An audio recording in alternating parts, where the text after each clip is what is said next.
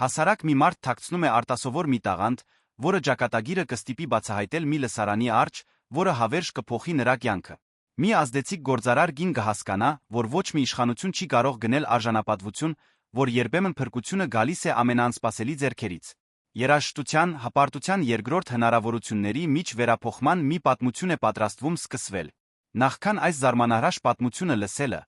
չմոռանաք բաժանորդագրվել ալիքին ավելի հուզիչ պատմությունների համար։ Զարթուցիչը հնչեց գիշերվա ժամը 3-ին, ինչպես միշտ։ Արմեն Սարգսյանը նույն պահին բացեց աչքերը առանց մի քանի վայրկյանից ավել արթնանալու կարիք ունենալու։ 5 տարվա առօրյան ձավորել էր նրա մարմինն ու միտքը այդ լրակյաց ծիսագարքի համար։ Նա վեր կացավ նեղ մահճակալից, առանց ձայն հանելու ուղեց անգողինը քայլեց դեպի լոքարան։ Հայելին արտացոլում էր 42 տարեկան մի տղամարդու քունքերի մոտ սկսվող ջերմակ մազերով, հոգնած, բայց վճռական աչքերով։ 20 րոպե անց նա արդեն հագել էր Երանի մշակութային կենտրոնի մուգ կապույտ համազգեստը։ Շապիկի ձախ կողմում հաստատության լոգոտիպի ներքում, փոքր տարերով ասեղնագործված էր նրա անունը։ Արմենը վերցրեց բնակարանի բանալին, ստուգեց, որ Տիգրանը դեռ խորը քնած է հարան սենյակում, դուրս եկավ հերթական աշխատանքային հերթափոխին։ Այդ ժամին մայրաքաղաքի փողոցները դատարկ էին։ Միայն մի քանի տաքսիներ գիշերային ավտոբուսներ էին անցնում դեղնավուն լապտերներով լուսավորված պողոտաներով։ Արմենը քայլում էր 6 թաղամաս մինչ աշխատավայրը միշտ նույն ճանապարհով, միշտ նույն տեմպով։ Մշակութային կենտրոնը ժամանակակից ճարտարապետությամբ հոյագերտ մի շինություն էր հայելապատ պատուհաններով, մուտքի մոտ խնամված այգիներով։ Ցերեկը այն ընդունում էր հարյուրավոր այցելուների ցուցահանդեսների, թատերական ներկայացումների համերգների համար։ Գիշերը այն պատկանում էր Արմենին նրա մաքրության թիմին։ Նա գիտեր այդ վայրի ամեն սանտիմետրը։ Գիտեր, թե գլխավոր դահլիճի որ աթոռներն են ավելի շատ ձայն հանում շարժվելիս, գիտեր ամեն սենյակի յուրահատուկ արձագանքը, գիտեր, թե որ զուգարանների ծորակն է կաթում, որ լամպերն են թարթում նախքան այրվելը։ Կենտրոնը դարձել էր նրա երկրորդ տունը, մի լրակյաց ապաստարան, որտեղ նա կարող էր աշխատել առանց ավելորդ շփումների։ Արմենը միշտ սկսում էր առաջին հարկից։ Ավելում էր միջանցքները, մաքրում ընդունարանի ապագիները, դասավորում գլխավոր սրահի աթոռները։ Նրա շարժումները ճշգրիտ էին խնայողաբար տարիների փորձի արդյունք։ Շտապողականություն չկար, բայց կորցրած ժամանակ նույնպես չկար։ Ամեն գործ ուներ իր ճիշտ պահը, ամեն միջավայր իր հատուկ մաքրման ծիսակարգը։ Գլխավոր դահլիճը միշտ վերջինն էր։ Այն վայրն էր, որն ամենից շատ էր հուզում նրան, նույնիսկ այսքան տարի անց։ Կարմիր բազկաթոռների շարքերը կարծես սպասում էին հանդիսատեսին, որը կգար միայն ժամեր անց։ Դատարկ բեմը, որը լուսավորված էր միայն վթարային լույսերով, պահում էր անցյալի ապագայի ելույթների գաղտնիքները։ Արմենը բեմը ավելում էր առանձնահատուկ խնամքով, կարծես զոհասեղան էր պատրաստում։ Երբեմն, երբ վստահ էր, որ մենակ է, մի քանի վայրկյան կանգնում էր բեմի կենտրոնում, նայում դատարկ բազկաթոռներին։ Իր մտքում նա լսում էր ծափահարությունների արձագանքը, որոնց երբեք ականատես չէր եղել, ձայներ, որոնք երբեք չէին երգել այնտեղ։ Հենց այդ պահերին էր, որ ծանոթ ցավը սեղմում էր նրա գուրծքը հիշեցնելով այն ժամանակների մասին, երբ ինքն էր երազում լինել այդ լույսերի մյուս կողմում։ Բայց կարոտի պահերը կարճ էին տում։ Արմենը թափահարում էր գլուխը, կարծես ցանկանալով վանել ուրվականներին, վերադառնում էր աշխատանքին։ Կար երկրորդ հարկը մաքրելու համար, հետո երրորդը։ Կային փորձասենյակներ, հանդերձարաններ, վարչական գրասենյակներ։ Կար կատարելու առօրյա, երաշխավորելու աշխատավարձ, մի որդի, որը կախված էր իրենից։ Առավոտյան ժամը 5:30 Արմենը սուրճի ընդմիջում էր անում։ Նա նստում էր աշխատագիծների խոհանոցում շենքի հետնամասում գտնվող մի փոքրիկ նեղ սենյակում, պատրաստում էր թունդ սուրճ։ Դա նրա հանգստի պահն էր, նրա 15 րոպեանոց խաղաղությունը նախքան հերթափոխն ավարտելը։ Երբեմն թերթ էր կարդում, երբեմն պարզապես լուռ նստում էր այնտեղ լսելով արթնացող քաղաքի առաջին ձայները։ Հենց այդպիսի ընդմիջումներից մեկի ժամանակ հայտնվեց Պետրոսը մաքրության վերահսկիչը, մի նորությամբ, որը կփոխեր Արմենի առօրյան։ Հաջորդ շաբաթ հատուկ միջոցառում է լինելու, ասաց Պետրոսը սուրճ լցնելով նստելով փոքրիկ սեղանի մոտ։ Բարեգործական։ Կարոր մարդիկ են գալու, հայտնի արտիստներ։ Տնօրինությունն ուզում է, որ ամեն ինչ անթերի լինի։ Արմենը գլխով արեց սուրճը խմելով։ Հատուկ միջոցառումները միշտ նշանակում էին հավելյալ աշխատանք, երկարացված ժամեր, ավելի մեծ ճնշում, որպեսզի ամեն ինչ կատարյալ անցնի։ Նա տարիների ընթացքում բազմաթիվ նման առիթների էր մասնակցել։ Հաստատված արտիստների ցուցակն այստեղ է, շարունակեց Պետրոսը գրպանից մի թուղթ հանելով։ Գայանե Ավետիսյանն է լինելու գլխավոր հաղորդավարը։ Անունը ստիպեց Արմենին բարձրացնել աչքերը բաժակից։ Գայանե Ավետիսյանը երկրի շոու բիզնեսի ամենաազդեցիկ դեմքերից էր։ Մրցանակակիր դերասանուհի, հաջողակ գործարար, երկրի խոշորագույն պրոդյուսերական կենտրոններից մեկի սեփականատերը։ Նրա դեմքը մշտապես ամսագրերի շապիկներին էր, նրա կարծիքը մեջբերվում էր թերթերում, նրա ներկայությունը միջոցառումներին լրատվամիջոցների լուսաբանման երաշխիք էր։ Նա է վարելու ողջ միջոցառումը, ասաց Պետրոսը։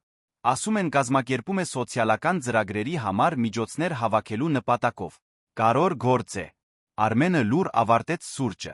Նման մակարդակի անձնավորությունների մասնակցությամբ միջոցառումները միշտ բերում էին մեծ իրարանցում, ուժեղացված անվտանգություն, մեծ ուշադրություն ամեն մանրուքի նկատմամբ։ Նա պետք է կրկնապատկեր ուշադրությունը համոզվելու համար, որ ամեն ինչ կատարյալ է։ Առավոտյան ժամը 6-ին Արմենի հերթափոխն ավարտվեց։ Նա հավաքեց մաքրման պարագաները, համազգեստը փոխեց սովորական հագուստով քայլեց դեպի տուն։ Փողոցներն այժմ ցույց էին տալիս սկսվող օրվա առաջին նշանները։ Բացվող թխվածքի խանութներ, աշխատանքի շտապող մարդիկ, աստիճանաբար ավելացող երթևեկություն։ Բնակարանը, որտեղ Արմենը բնակվում էր որդու հետ, փոքր էր, բայց կոկիկ։ 2 սենյակ, հյուրասենյակ, խոհանոց լոգարան։ Պարզ կահույք, բայց ամեն ինչ մաքուր խնամված։ Հյուրասենյակում գրապահարան Տիգրանի մի քանի խաղալիքները։ Պատին ընտանեկան լուսանկարներ ինքը, որդին քաղցր ժպիտով մի կին, ով այլս իրենց կյանքում չէր։ Արմենը գնաց ուղիղ խոհանոց։ Առավոտյան 6:15-ին սկսվում էր նրա երկրորդ ամենօրյա առօրյան նախաճաշ պատրաստել Տիգրանի համար։ Հաց, մուրաբա, կաթ, միրգ։ Միշտ նույն հաջորդականությունը, միշտ նույն խնամքով։ Մինչ սեղան էր գցում, լսեց որդու սենյակից եկող առաջին ձայները։ Տիգրանը արթնանում էր։ Բարի լույս չեմպիոն, ասաց Արմենը, երբ 8-ամյա տղան հայտնվեց խոհանոցում դեռ գիշերազգեստով, խառնված մազերով։ Տիգրանը ուներ մոր կանաչ աչքերը այն ամաչկոտ ժպիտը, որը Արմենը ճանաչում էր իր սեփական դեմքին։ Բարի լույս պապ, պատասխանեց Տիգրանը նստելով սեղանի շուրջ անմիջապես անցնելով նախաճաշին։ Մինչ որդին նախաճաշում էր, Արմենը առանձնացնում էր դպրոցական պարագաները, ստուգում էր պայուսակը, դպրոցական օրագիրը։ Հետո նստում էր Տիգրանի գողքին օգնում կապել գոշիկների քուղերը։ Դա մի ծիսակարգ էր, որը երկուսն էլ սիրում էին հոր-որդու միջ լուր կապի մի պահ։ Այսօր ֆիզկուլտուրա ունես, հարցրեց Արմենը խնամքով ուղղելով քուղերը։ Այո։ Եվ ընկեր Անուշն ասաց, որ հաջորդ շաբաթ դպրոցի հանդեսին երգ ենք կատարելու։ Արմենը մի վայրկյան կանգ առավ, մատները դեռ քուղերի վրա։ Երգ։ Այո։ Ամեն դասարան ինչ որ բան է երգելու։ Մերը երգելու է այն երգը, որը դու միշտ երգում էիր մայրիկի համար, ասաց Տիգրանը անդեղյակ այն ցավից, որ պատճառում էին իր խոսքերը։ Արմենը լուր ավարտեց քուղերը կապելը։ Կային շատ երգեր, որոնք նա երգում էր Անահիտի համար իր կնոջ, ով հեռացել էր 5 տարի առաջ արագ անողոք հիվանդության պատճառով։ Շատ գիշերներ նա երգել էր նրա համար հիվանդանոցում բռնելով նրա ձեռքը, խոստանալով, որ ամեն ինչ լավ կլինի։ Նրա հեռանալուց հետո Արմենը այլս երբեք չկարողացավ երգել։ Ձայնը պարզապես հրաժարվում էր դուրս գալ։ Կարծես նրա հոգու մի մասը հեռացել էր կնոջ հետ։ Գնանք դպրոցի ժամն է, ասաց Արմենը վեր գենալով վերցնելով որդու պայուսակը։ Դպրոցը բնակարանից 3 թաղամաս հեռու էր։ Արմենը միշտ ուղեկցում էր Տիգրանին մինչ դուռը, սպասում էր, որ նա ներս մտնի, անհրաժեշտության դեպքում մի քանի բառ փոխանակում ընկեր Անուշի հետ։ Նա ներկա հայր էր, նույնիսկ գիշերային ծանր աշխատանքի պայմաններում։ Պապ, ասաց Տիգրանը դպրոց մտնելուց առաջ, քո կարծիքով ես լավ եմ երգում։ Արմենը նայեց որդուն նրա մեջ տեսնելով Անահիտի գծերը, որոնք երբեմն ֆիզիկական ցավ էին պատճառում։ Դու շատ լավ ես երգում, չեմպիոն։ Մայրիկդ կհպարտանար քեզնով։ Տիգրանը ժպտաց վազեց դեպի դպրոց։ Արմենը մի քանի վայրկյան կանգնած մնաց նայելով այն դեղին շենքին, որտեղ որդին անցկացնում էր իր առավոտները։ Հետո քայլեց դեպի տուն, որտեղ կփորձեր քնել մի քանի ժամ նախքան հաջորդ հերթափոխը։ Բնակարանը նորից լռության մեջ ընկղմվեց։ Արմենը փակեց սենյակի վարագույրները, պառկեց մահճակալին փորձեց վանել մտքերը երաժշտության, Անահիտի այն ժամանակների մասին, երբ ինքը երազում էր բարձրանալ այնպիսի բեմերի վրա, որոնք մաքրում էր ամեն գիշեր։ Բայց քունը ուշացավ, իսկ երբ եկավ, բերեց երազներ, որոնք նա գնախնդրեր մոռանալ։ Հաջորդ շաբաթ մշակութային կենտրոնում տեղի կունենար Գայանե Ավետիսյանի բարեգործական միջոցառումը։ Արմենը դեռ չգիտեր, բայց այդ գիշերը կփոխեր նրա կյանքը այնպես, ինչպես նա երբեք չէր պատկերացնի։ Մարդը, ով պահել էր իր ձայնը Անահիտի հիշողությունների հետ միասին, պատրաստվում էր հայտնաբերել, որ որոշ տաղանդներ չափազանց մեծ են հավերժ թաղված մնալու համար։ Բարեգործական միջոցառմանը նախորդող օրերը մշակութային կենտրոնում անցան ինչպես վերահսկվող փոթորիկ։ Մաքրության թիմը համալրվեց, ժամերը վերանայվեցին, ամեն մի մանրուք բազմիցս ստուգվեց։ Արմենը ստիպված էր աշխատել կրկնագի հերթափոխով գալով ավելի շուտ հեռանալով ավելի ուշ երաշխավորելու համար,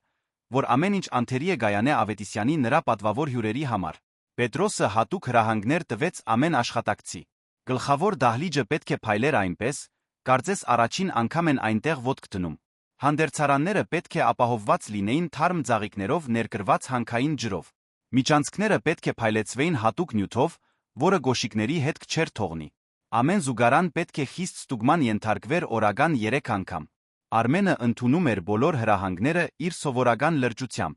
Նա գիտեր այդպիսի միջոցառումների կարևորությունը կենտրոնի հեղինակության համար։ Գիտեր, որ մի փոքր սխալը կարող էր ամիսներ տող քննադատությունների պատճառ դառնալ։ Բայց կարս մի բան այդ կոնկրետ միջոցառման մեջ, որը նրան անհանգստացնում էր մի զգացողություն, որը նա չէր կարողանում բացատրել։ Միջոցառումից առաջ հինգշաբթի օրը Արմենը մաքրում էր գլխավոր հանդերձարանի հայելիները, երբ միջանցքում ձայներ լսեց։ Գայանե Ավետիսյանի պրոդյուսերական թիմը ժամանել էր վերջին տեխնիկական ճշգրտումների համար։ Նա դանդաղեցրեց աշխատանքը փորձելով ուշադրություն չգրավել, մինչ լսում էր բաց դռներից եկող խոսակցությունները։ Գայանեն ուզում է, որ միջոցառումը անձնական շունչ ունենա, ասում էր մի կանացի ձայն։ Ինչ-որ բան, որը ցույց կտա, թե ինչպես է նա գապվում հասարակ մարդկանց հետ։ Մտերմության մարքեթինգ։ Կատարյալ է։ Արդեն մի քանի տարբերակ մտածել եմ, պատասխանեց մի տղամարդու ձայն։ Կարող ենք հանդիսատեսից ինչ-որ մեկին հրավիրել բեմ։ Մեկին, ով կներկայացնի այն մարդկանց, ովքեր օգտվում են մեր ծրագրերից։ Արմենը շարունակեց մաքրել, բայց այդ խոսքերը արձագանքեցին նրա մտքում։ Նա բավականաչափ միջոցառումների էր մասնակցել հասկանալու համար, թե երբ է ինչ-որ բան անկեղծ, երբ է այն պարզապես իմիջային ռազմավարություն։ Կար տարբերություն մարդկանց օգնելու, մարդկանց օգտագործելու միջ օգնող եռալու համար։ Այդ գիշեր, երբ նա տուն հասավ, Տիգրանը խոհանոցի սեղանի մոտ դասերն էր անում։ Տղան բարձրացրեց աչքերը, երբ հայրը ներս մտավ, Արմենը նկատեց անհանգիստ արտահայտություն նրա փոքրիկ դեմքին։ «Պապ, կարող եմ մի բան հարցնել», ասաց Տիգրանը ցած դնելով մատիտը։ «Իհարկե, չեմպիոն։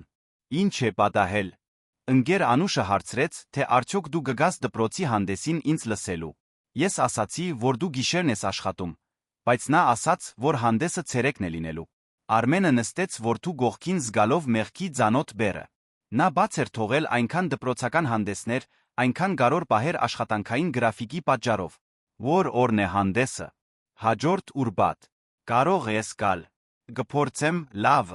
Կխոսեմ Պետրոսի հետ, տեսնեմ կարող եմ հերթափոխս փոխել։ Տիգրանը ժպտաց, բայց Արմենը նկատեց, որ տղան արդեն սովորել էր մեծ սպասելիքներ չունենալ։ Այդ գիտակցումը ավելի շատ ցավեցրեց, քան ցանկացած քննադատություն կամ բողոք կարող էր ցավեցնել։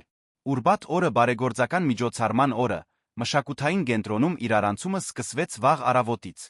Արմենը աշխատանքի եկավ ցերեկը ժամը 2-ին սովորականից 4 ժամ շուտ վերջնական ճշգրտումների համար։ Շենքը լի էր տեխնիկներով, պրոդյուսերներով, անվտանգության աշխատակիցներով, լրագրողներով։ Սարքավորումներով բեռնված մեքենաները փակել էին գլխավոր մուտքը, իսկ էլեկտրական լարերը միջանցքներով անցնում էին ինչպես բաց երակներ։ Արմենը մնում էր աննկատ, ինչպես միշտ։ Կատարում էր իր գործը արդյունավետորեն շրջանցելով պրոդյուսերական թիմերին, խուսափելով լրագրողների հետ հայացքների հանդիպումից, երաշխավորելով, որ ամեն ինչ կատարյալ է առանց խանգարելու մոնտաժման խիստ ժամանակացույցին։ Ժամը 5-ին ժամանեց Գայանե Ավետիսյանը։ Արմենը նրան սկզբում հեռվից տեսավ մուգ ապագիներով ամենագնացից իջնելիս։ Նա հագել էր էլեգանտ մուգ կապույտ զգեստ, բարձրագրուն կոշիկներ, որոնք արձագանքում էին մարմարյա միջանցքներում, նրա ներկայությունը լցնում էր ցանկացած միջավայր, որտեղ նա մտնում էր։ Գայանեն 45 տարեկան կին էր խնամված բաց գույնի մազերով պրոֆեսիոնալ ժպիտով, որը կարծես միշտ միացված էր։ Նրան դիմավորեց մշակութային կենտրոնի տնօրինությունը ողջ հանդիսավորությամբ։ Արմենը հետում էր շքախմբին գլխավոր սրահից, մինչ զգուշորեն դասավորում էր տեխնիկների կողմից տեղաշարժված աթոռները։ Գայանեն ողջունում էր ամեն մեկին նույն հաշվարկված ինտենսիվությամբ ստիպելով յուրաքանչյուրին իրեն հատուկ զգալ ուղիղ 15 վայրկյան։ Միջոցառումը հոյակապ է, ասում էր Գայանեն տնօրենին, երբ անցնում էին Արմենի կողքով։ Դուք իսկապես գերազանցել եք սպասելիքները։ Մեզ համար պատիվ է հյուրընկալել ձեր միջոցառումը, պատասխանեց տնօրենը։ Մեր թիմը շատ է աշխատել, որպեսզի ամեն ինչ կատարյալ լինի։ Արմենը շարունակեց իր գործը, բայց չկարողացավ չնկատել, թե ինչպես էր Գայանեն նայում շուրջը։ Նրա աչքերը կարծես գրանցում էին ամեն մանրուք, ամեն մարդու, ամեն հնարավորություն։ Այդ հայացքում կար սուր ինտելեկտ, բայց նա մի սառնություն, որը Արմենը ասոցացնում էր այն մարդկանց հետ, ովքեր սովոր են աշխարհը տեսնել որպես մի մեծ բեմ իրենց ելույթների համար։ Ժամը 7-ին հյուրերը սկսեցին ժամանել։ Արմենը հետում էր աշխատագիցների սենյակի փոքրիկ պատուհանից, որը նայում էր դեպի գլխավոր սրահ։ Դա էլեգանտ մարդկանց, թանկարժեք զգեստների զարդերի մի շքերթ էր, որոնք փայլում էին ջահերի լույսի ներքո։ Քաղաքական գործիչներ, արտիստներ, գործարարներ բոլորն այնտեղ էին տեսնվելու համար, վեհ նպատակի համար ներդրում անելու, գլխավորապես լուսանկարվելու համար այդ ներդրումն անելիս։ Արմենը գիտեր, որ պետք է տուն գնար այդ պահին։ Նրա պաշտոնական հերթափոխն ավարտվել էր, Տիգրանը սպասում էր ընթրիքին, բայց ինչ-որ բան ստիպում էր նրան վարանել։ Գուցե դա հետաքրքրությունն էր, գուցե այն փաստը, որ նա այնքան էր աշխատել այդ միջոցառման համար, կամ գուցե մի անորոշ կանխազգացում, որ այդ գիշերը տարբերվելու էր։ Պետրոսը հայտնվեց սենյակում քրտնած ակնհայտորեն լարված։ Արմեն, պետք է, որ մեկ ժամ մնաս։ Մատուցողներից մեկը չի եկել, Գայանեն հատուկ խնդրել է, որ բոլոր աշխատագիցները հասանելի լինեն, եթե ինչ-որ բանի կարիք ունենա։ Խնդիր չկա, ասաց Արմենը, թե գիտեր, որ տուն կհասնի Տիգրանի ընթրիքի ժամից բավականին ուշ։ Միջոցառումը սկսվեց ճիշտ ժամը 8-ին։ Արմենը լսում էր ելույթները, ներկայացումները գլխավոր դահլիճից, մինչ մաքրում էր սրահի զուգարանները։ Գայանեն բնածին հաղորդավար էր, գիտեր հստակ, թե երբ դադար տալ ծիծաղի համար, երբ բարձրացնել ձայնի տոնը հուզելու համար, երբ ժպտալ տեսախցիկներին, որոնք ամեն ինչ ուղիղ հեռարձակում էին սոցիալական ցանցերով։ Այս գիշերը իմ մասին չէ, հնչում էր Գայանեի ուժեղացված ձայնը բարձրախոսներից։ Այն նրանց հնարավորություն տալու մասին է, ովքեր դրա կարիքն ամենաշատն ունեն։ Այն հավատալու մասին է, որ յուրաքանչյուր մարդ ունի հատուկ տաղանդ, որը սպասում է բացահայտման։ Խոսքերը արձագանքում էին դատարկ միջանցքներում, որտեղ Արմենն աշխատում էր։ Նա մի պահ կանգ առավ մաքրող լաթը ձեռքին, մտածելով բացահայտված թաղված տաղանդների մասին։ Մտածեց Անահիտի մասին, ով միշտ ասում էր, որ նա ունի մի ձայն, որը կարող է հուզել ամբոխներին։ Մտածեց Տիգրանի մասին, ով մորից ժառանգել էր անհնարին երազանքներին հավատալու ունակությունը։ Աստիճանաբար դահլիճում աղմուկն ավելացավ։ Կային երաժշտական կատարումներ, սոցիալական ծրագրերից օգտվողների վկայություններ, հայտնի արտիստների կողմից նվիրաբերված արվեստի գործերի աճուրդ։ Արմենը շարունակում էր աշխատել, բայց նրա մտքի մի մասը կապված էր այն ամենի հետ, ինչ տեղի էր ունենում պատերի մյուս կողմում։ Հենց այդ ժամանակ նա լսեց իր անունը շենքի ներքին կապի համակարգով։ Արմեն Սարգսյան, մաքրության թիմից, խնդրում ենք անհապաղ ներկայանալ գլխավոր դահլիճ։ Արմենը կանգնած մնաց միջանցքի մեջտեղում ձեռքին պահելով լաթը, փորձելով հասկանալ, թե ինչու են իրեն կանչում։ Ինչ-որ խնդիր կար, ինչ-որ բան անհապաղ մաքրելու կարիք կար։ Նա երբեք չէր կանչվել դահլիճ միջոցառման ժամանակ։ Պետրոսը հայտնվեց վազելով միջանցքով, նույնքան շփոթված։ Արմեն, ինչ-որ բան ես արել։ Ինչո՞ւ է Գայանեն քեզ հարցնում։ Չգիտեմ։ Մաքրելուց բացի ոչինչ չեմ արել։ Դե, լավ կլինի գնաս տեսնես ինչ է ուզում։ Եվ քաղաքավարի եղիր, հանուն Աստծո։ Այդ կինը կարող է կործանել մեզնից յուրաքանչյուրի կարիերան։ Արմենը դրեց լաթը մոտակա պահարանում, ուղղեց համազգեստը, քայլեց դեպի գլխավոր դահլիճ։ Նրա քայլերը արձագանքում էին դատարկ միջանցքում, նա զգում էր սրտի արագ բաբախյունը առանց հասկանալու պատճառը։ Երբ հասավ դահլիճի դռներին, անվտանգության աշխատակիցը ճանաչեց նրան, նշան արեց, որ ներս մտնի։ Դահլիճը լեփ-լեցուն էր։ 500 էլեգանտ մարդիկ զբաղեցրել էին բոլոր այն կարմիր բազկաթոռները, որոնք Արմենը այդքան խնամքով մաքրել էր։ Բեմի լույսերը վառված էին, Գայանե Ավետիսյանը կանգնած էր այնտեղ կենտրոնում, բարձրախոսը ձեռքին մի ժպիտով, որն ավելի մեծ ու պայծառ էր թվում, քան միջավայրի ցանկացած լույս։ Ահա նա, ասաց Գայանեն, երբ տեսավ Արմենին մուտքի մոտ կանգնած։ Ժողովուրդ, ես կցանկանայի, որ դուք ծանոթանայիք Արմենի հետ այս մշակութային կենտրոնի ամենանվիրված աշխատագիցներից մեկի հետ։ Արմենը զգաց, թե ինչպես բոլոր գլուխները շրջվեցին իր ուղղությամբ։ Տեսախցիկների լույսերը սկսեցին փայլատակել։ Նա անշարժացավ չիմանալով քայլել, խոսել, թե պարզապես փախչել այնտեղից։ Արմեն, արի այստեղ, մի ամաչիր, շարունակեց Գայանեն ժեստ անելով, որ նա մոտենա բեմին։ Այս գիշերը քեզ նման մարդկանց հնարավորություններ տալու մասին է։ Խոսքերը հարվածեցին Արմենին ինչպես հարված ստամոքսին։ Քեզ նման մարդկանց։ Նա անմիջապես հասկացավ, թե ինչ է կատարվում։ Նա հյուր չէր այդ միջոցառմանը։ Նա զվարճանք էր։ Էկզոտիկ մի տեսարան։ Համեստ աշխատագիցը, ում կօգտագործեին ցույց տալու համար, թե որքան առատաձեռն ժողովրդին մոտ է Գայանեն։ Բայց կար 500 զույգ աչք ուղված իրեն, ուղիղ հեռարձակվող տեսախցիկներ, սոցիալական անհնարին ճնշում։ Արմենը սկսեց քայլել դեպի բեմը, ամեն քայլը կապարի պես ծանր էր, ամեն շունչը գիտակցված ջանք էր պահանջում։ Արի, Արմեն, ասաց Գայանեն ձեռքը մեկնելով նրան բեմ բարձրանալու համար։ Վստահ եմ, որ դու ինչ-որ հատուկ տաղանդ ունես մեզ հետ կիսելու։ Արմենը սեղմեց նրա ձեռքը բարձրացավ բեմ։ Լույսերը ավելի ինտենսիվ էին, քան նա պատկերացնում էր։ Հանդիսատեսը հետաքրքրասեր դեմքերի ներողամիտ ժպիտների մի ծով էր։ Նա տեսնում էր լրագրողներին, որոնք նշումներ էին անում, օպերատորներին, որոնք ուղղում էին անկյունները, մարդկանց, ովքեր լուսանկարում էին հեռախոսներով։ Դե Արմեն, ասաց Գայանեն դեռ պահելով բարձրախոսը, պատմիր մեզ քո մասին։ Ինչքան ժամանակ է, որ աշխատում ես այստեղ։ Արմենը մոտեցավ բարձրախոսին, ձայնը դուրս եկավ խռպոտ ցածր։ 5 տարի։ 5 տարի։ Ինչպիսի հիանալի նվիրվածություն։ Եվ ինձ ասացին, որ ընտանիք ունես։ Ամուսնացած ես։ Հարցը հարվածեց Արմենին ինչպես սայր։ Նա զգում էր թակարդը, թե ինչպես էր Գայանեն վարում այդ զրույցը իրավիճակից առավելագույն էմոցիա գործելու համար։ Այրի եմ, ասաց Արմենը, խոսքերը դուրս եկան ավելի չոր, քան նա նախատեսում էր։ Շուկ անցավ հանդիսատեսի միջով։ Գայանեն գլխով արեց կեղծ կարեկցանքի արտահայտությամբ, որը Արմենը անմիջապես ճանաչեց։ Ինչպիսի քաջություն շարունակել առաջ շարժվել։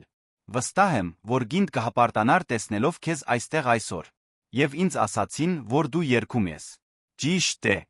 Արմենը մի քանի վայրկյան լռեց։ Հարցը արձագանքեց դահլիճում ինչպես նախկին կյանքի հերավոր արձագանք։ Այո, նա երգում էր։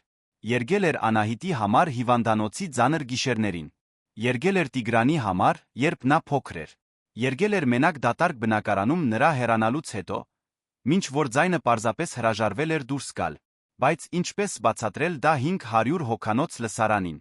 Ինչպես պատմել, որ իր ձայնը հեռացել էր իր սիրած կնոջ հետ։ Ինչպես ասել, որ երգելը դարձել էր անհնարին առանց դրամատիկ կամ ինքնախղճահարության եռալու։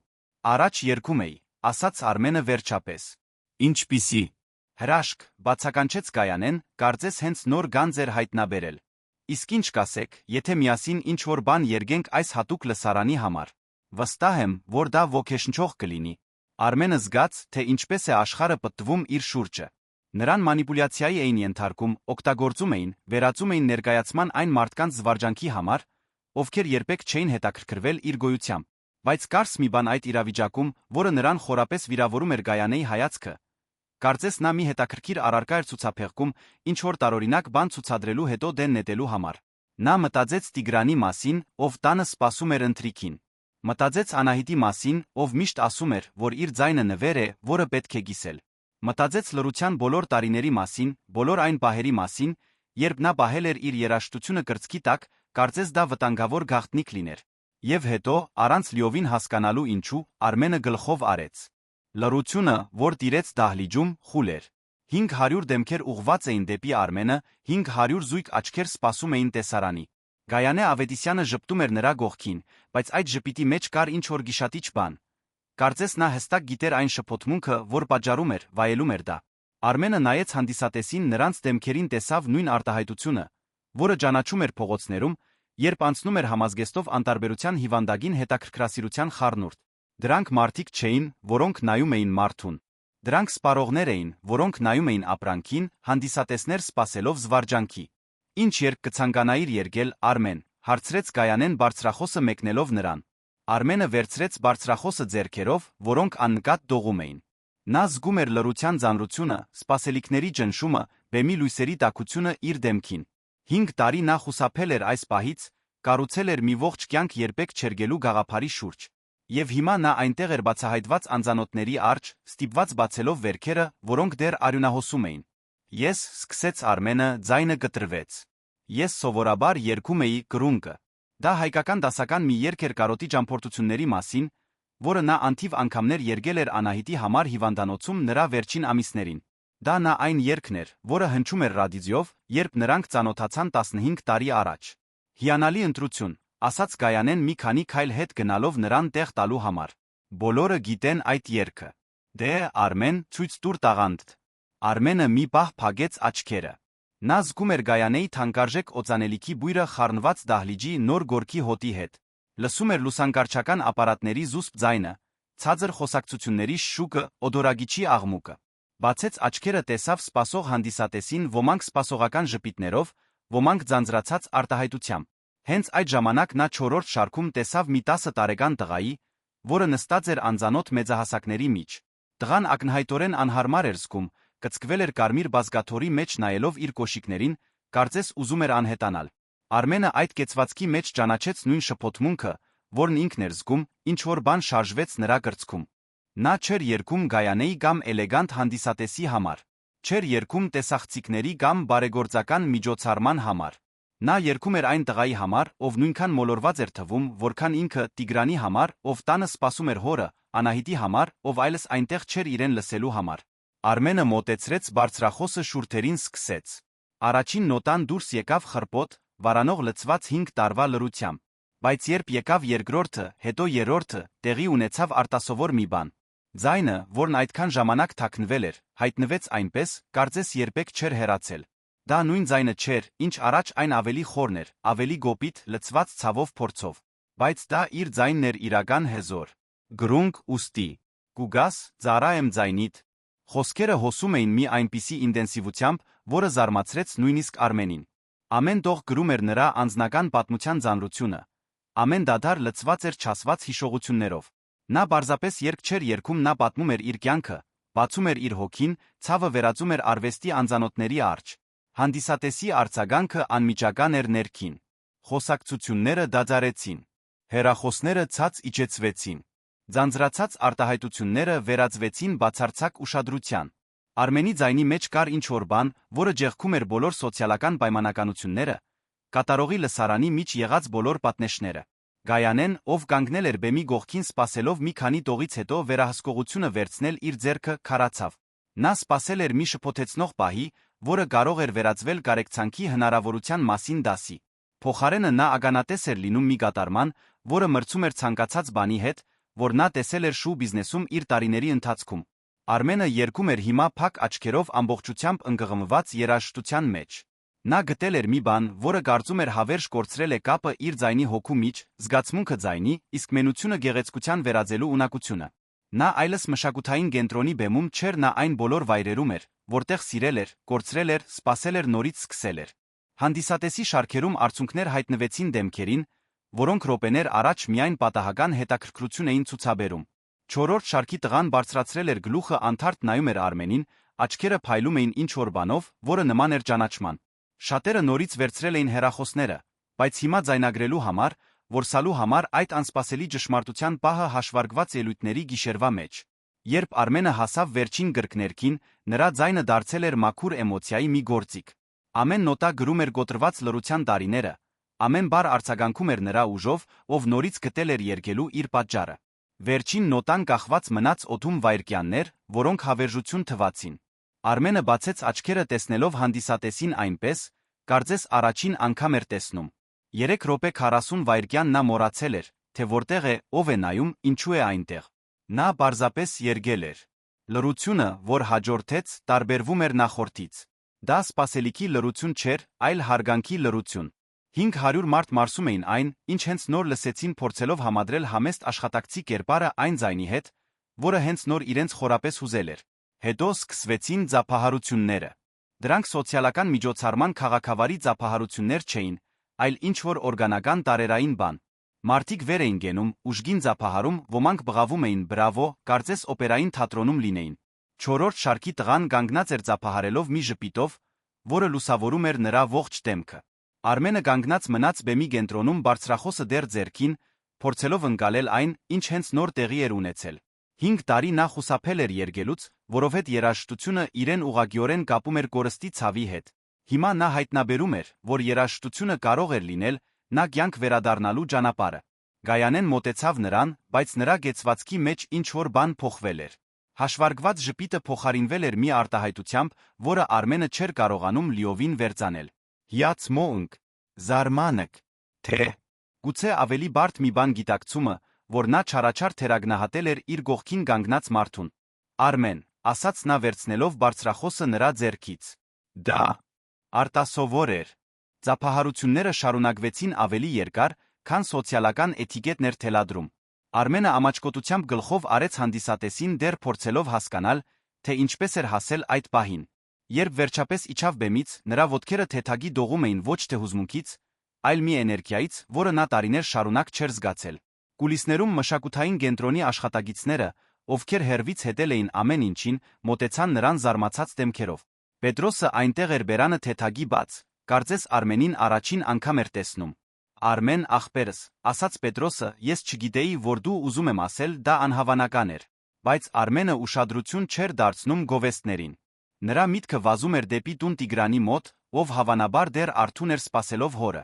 Նա պետք էր հեռանար այնտեղից, վերադառնար իր իրական կյանքին, Մարսեր պատահածը հետաքրքրասեր հայացքներից տեսախցիկների լույսերից հեռու։ Պետք է տուն գնամ, ասաց Արմենը սկսելով հեռանալ։ Սպասիր, հնչեց մի ձայն նրա հետից։ Արմենը շրջվեց, տեսավ Գայանեին, որը մոտենում էր այժմ առանց բարձրախոսի, առանց բեմի լույսերի, առանց հանդիսատեսի որպես վկա։ Դա պարզապես նա էր մի միջին տարիքի կին մի արտահայտությամբ, որը թվացյալ անգեղծորեն շփոթված էր։ Արմեն, ես ուզում էի։ Ուզում եմ ասել, նա վարանեց, կարծես սովոր չէր բարեր փնտրելուն։ Դա իսկապես հատուկ էր։ Դու արտասովոր տաղանդ ունես։ Արմենը նայեց նրան մի պահ նրա աչքերում տեսնելով մի բան, որը նախկինում չէր նկատել։ Գուցե դա մեղքի զգացում էր, կամ գուցե առաջին անգամն էր, որ նա խոսում էր իր հետ որպես իրական մարդու, այլ ոչ թե որպես իր ելույթի մի պարագայի։ Շնորհակալություն, ասաց Արմենը պարզապես շարունակեց քայլել դեպի ելքը։ Մինչ նա քայլում էր դատարկ փողոցներով դեպի տուն, Արմենը չգիտեր, որ իր կատարումը համացանց էր վերբեռնվում տասնյակ մարդկանց կողմից, ովքեր ձայնագրել էին իրենց հեռախոսներով։ Չգիտեր, որ մի քանի ժամ անց տեսանյութը կշրջանառվեր սոցիալական ցանցերում այնպիսի վերնագրերով, ինչպիսիք են աշխատագիծը զարմացնում է հանդիսատեսին իր հիասքանչ ձայնով, հավաքարարը, ով հուզեց ողջ դահլիճը։ Չգիտեր, որ Գայանեն 15 րոպե կանգնած էր մնացել կուլիսներում նրա հեռանալուց հետո մտքում վերապրելով ելույթի ամեն բահը։ Ամեն բառը, որ ինքն էր ասել, ամեն արտահայտությունը իր սեփական դեմքին, երբ հասկացել էր, որ մարդուն վերածել էր զվարճանքի։ Չգիտեր, որ իր կյանքը, որը խնամքով կառուցվել էր անկատելիության առօրյայի շուրջ, պատրաստվում էր գլխիվայր շրջվել։ Երբ տուն հասավ, տեսավ Տիգրանին խոհանոցի սեղանի մոտ քնած գլուխը հենած պատմության դասագրքի վրա։